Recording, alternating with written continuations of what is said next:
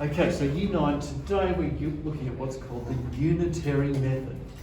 Unit is the key part of this method. It's one unit that we're looking at. So what we do, we can use it to find 1%, then the whole amount. So for example, if you've got to find 1%, if you were given 12%, you divide by 12 to get back to 1%. And then if you had to find 100%, you multiply by 100 and you'll get the full amount. So here's our example. This week, James, he received a bonus of $95. You may not think that's very much, but it'll do for James.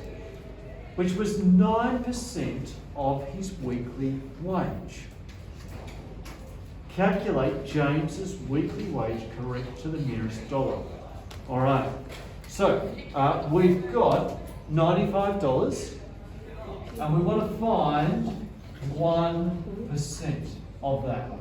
So what we do, we take 95 and we divide by 9, because that's the percent. So we divide by 9, that will give us 1%. Once we find that out, we're then going to find 100%. And so we're going to take this number and multiply it by 100. So grab your calculator, somebody, and tell me, what is 95 divided by 9?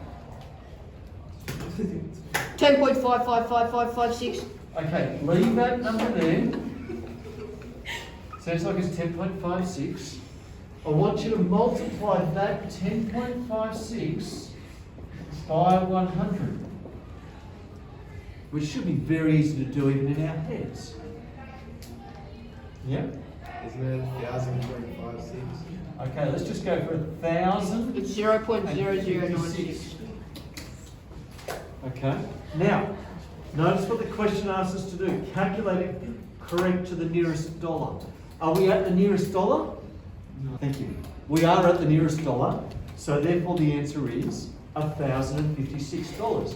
But, as I've always said to you, I like to make sure I'm really clear. So, James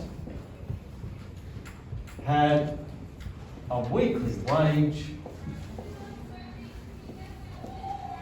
of $1,056. I'd like to answer the question. What was James's weekly wage? $1,056. That's big.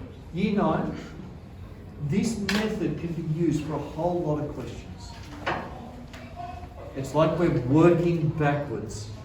But to make sure it's stuck in our brains, I'm going to get you to do some work that goes over the work from yesterday and then gets us to move into this. But we need to practice, practice, practice.